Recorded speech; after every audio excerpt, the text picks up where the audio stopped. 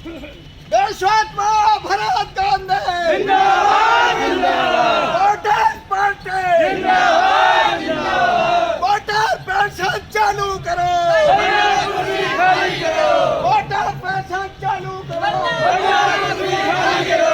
Voter pension भीख नहीं है भीख नहीं अधिकार चाहिए भीख नहीं अधिकार चाहिए अर्थ गुलामी की जंजीरें अर्थ गुलामी की जंजीरें जिस वोटर का खून निखारा जिस वोटर का खून निखारा अभी दिल्ली लड़ाई है जब अगर भरत गांधी महागठबंधन के प्रवक्ता हैं तो ये भरत गांधी की आवाज नहीं है, ये हमारे 44 अध्यक्षों माननीय अध्यक्षों की आवाज है, भरत गांधी की आवाज नहीं है। अगर आज तौकीर साहब हमारे सदर हैं उत्तर प्रदेश के, तो ये अपने ऑल इंडिया मिल्लत काउंसिल पार्टी के अध्यक्ष की हैसियत से नहीं है, बल्कि हमारी 40-44 पार्टियों के सदर की हैसियत से है। इसलिए इस महागठबंधन के मंच पर हमारी व्यक्तिगत हैसियत समाप्त हो जाती। यहां हम नदियों की तरह आते हैं और समुद्र में चले जाते हैं। नदियों की अहमियत नहीं होती, नदियां सूख जाती हैं, लेकिन समुद्र कभी सूखता नहीं है।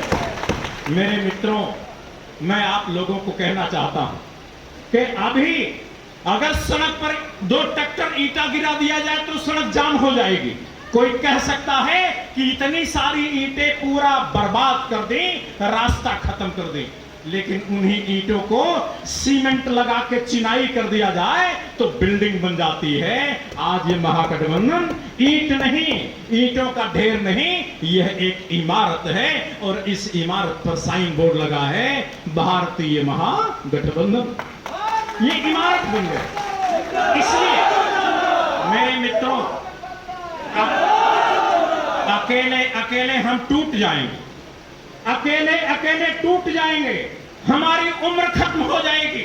लेकिन ये जो राक्षसी शक्तियां हैं, ये जो आसुरी शक्तियां हैं, ये जो पूंजीवादी ताकतें हैं, ये जो अंबानी अदानी हैं, जिनके कठपुतलियां प्रधानमंत्री और मुख्यमंत्री हैं, ये लोग हमारी जमीनें कब्जा करेंगे, हमारे घर कब्जा करेंगे, हमारे मकान कब्जा करेंगे। ये मुसलमानों की डर दिखाते हैं और हिंदुओं की जेब काटते हैं, हिंदुओं की जेब काटते हैं। जब आप मुसलमानों की तरफ देखने लगते हो तो आपकी जेब कच्चे से काट देते हैं। ये जेब कतरे हैं, जेब कतरे। इनको कोई मुसलमान से लेना देना नहीं, ये आपकी जमीन कब्जा करके अंबानी अडानी को देना चाहते हैं। इसके लिए खेती के कानून बना दिया है। आज सीलिंग का कानून है, 10 कुंटल से ज्यादा कोई आदमी प्याज नहीं रख सकता अपने घर में। ये कानून रहने के बावजूद भी प्याज 120 रुपया किलो बिकती है जब अपने टाइम पाती है। अगर ये सारा कुछ प्राइवेट में चला गया, अंबानी अडानी के हाथ में चला गया, तो 2000 रुपया किलो गेहूं बिकेगा, 2000 रुपया किलो गेहूं। और जब जनता कहेगी कि हम मर रहे हैं, हमें खाने को दो, तो ये कहेंगे कि ये तो प्राइवेट हो गया। जैसे डीजल पेट्रोल पर हमारा बस नहीं है, ऐसे गेहूं चावल पर हमारा बस नहीं है, मर जाएगा ये देश। अगर खेती के कानूनों के बारे में अगर आपको ज्यादा जानना है, मेरा देश में सबसे ज्यादा विश्वसनीय 3 घंटे का वीडियो YouTube पर सर्च करिए मेरे नाम से, आप सुनिए। आप लोगों की जिंदगी खतरे में है, आपका भविष्य खतरे में है। हमारे मोहम्मद शोएब साहब बोल रहे थे, इनको अभी 76 साल की उम्र में जेल भेजा था योगी। 76 साल की उम्र में। जानते हैं इनकी गलती क्या है? जिन लोगों को पुलिस वाले कुत्ते की तरह काट लेते हैं और जेल में बंद कर देते हैं मुख्यमंत्री प्रधानमंत्री के कहने से, उनको ये फ्री में मुकदमा लड़के छुड़वाते हैं। ये इनका कसूर है। इस कसूर की सजा ये कि एक 76 साल के इंसान को, हमारे बड़े बुजुर्ग को जेल में डाला, जेल 76 साल के आदमी। अगर 2022 में आपने भारतीय जनता पार्टी को ना हटाया और 2024 में भाजपा को ना हटाया तो मुसलमान तो खतरे में ज्यादा नहीं है, हिंदू सबसे ज्यादा खतरे में है। ये हिंदू खतरे में है भाई। इस गठबंधन का लिखित संविधान है, यूपीए एनडीए का लिखित संविधान नहीं है। यही एकमात्र संवैधानिक गठबंधन है और सारे गठबंधन असंवैधानिक है, एंटी कॉन्स्टिट्यूशनल है।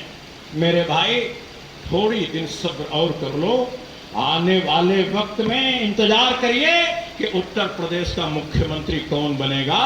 वो बनाने वालों की मीटिंग होगी, उसमें आप सब लोग बैठे दिखाई पड़ेंगे।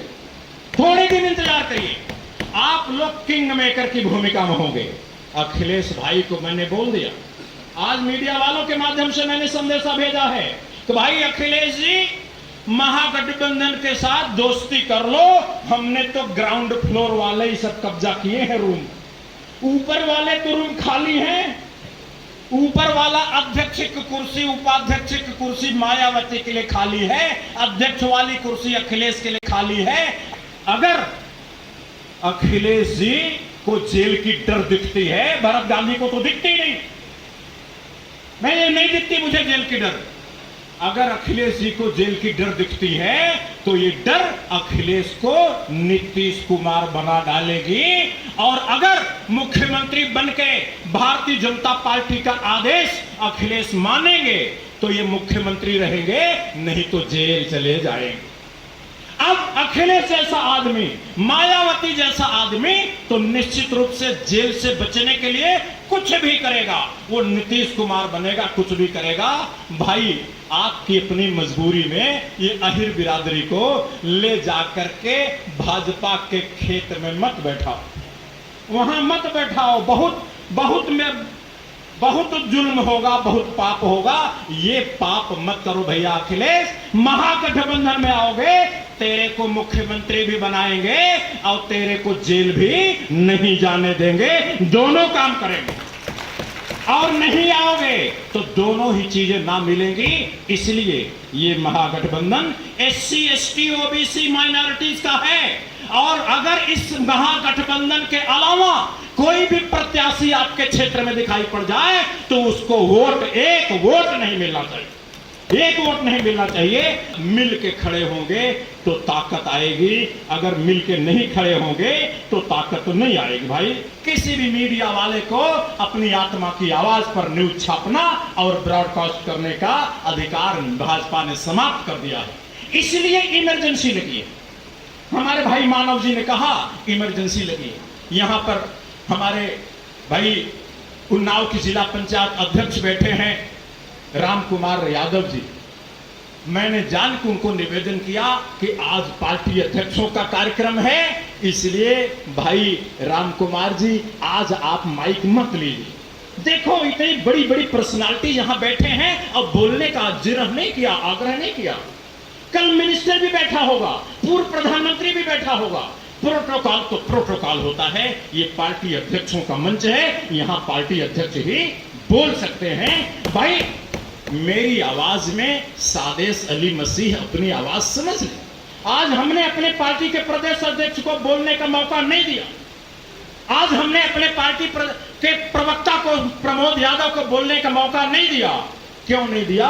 अनुशासन हम मानेंगे तब हम दूसरों को अनुशासन मानने की बात कह पाएंगे। इसलिए मेरी आवाज में अपनी आवाज समझिए मित्र। और मैं अंत में आप लोगों को धन्यवाद देते हुए एक बात जरूर कहना चाहूंगा कि सब लोग कहते हैं कि पार्टियों के पास पैसा नहीं है,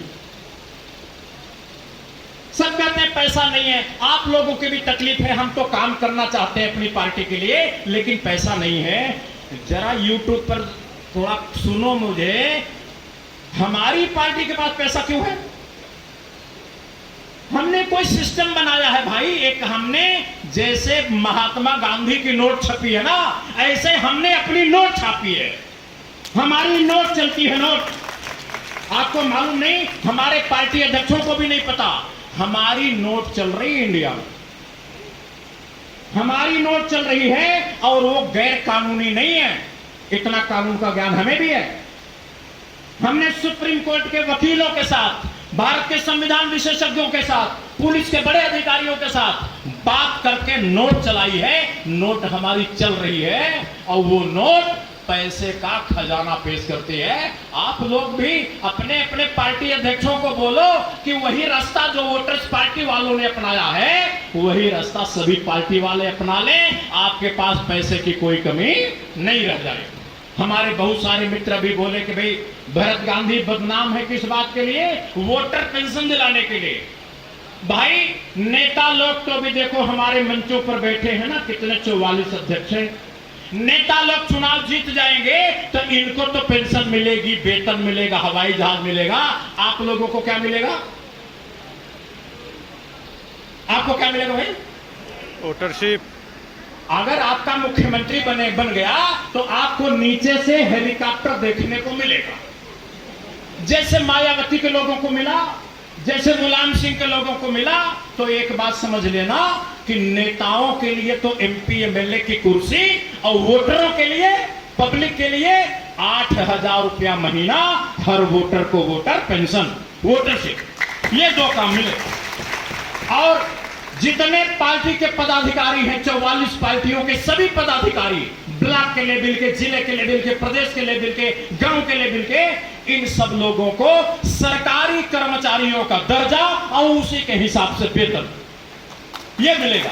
लेकिन एक बात ध्यान रखना, एमपी एमएलए का टिकट सबको मिलने वाला नहीं है। पैसा मिल सकता है, एमपी एमएलए का टिकट नहीं मिल सकता है। मेरे मित्रों, मैंने वक्त ज्यादा लिया होगा, इसके लिए मुझे माफ करिएगा।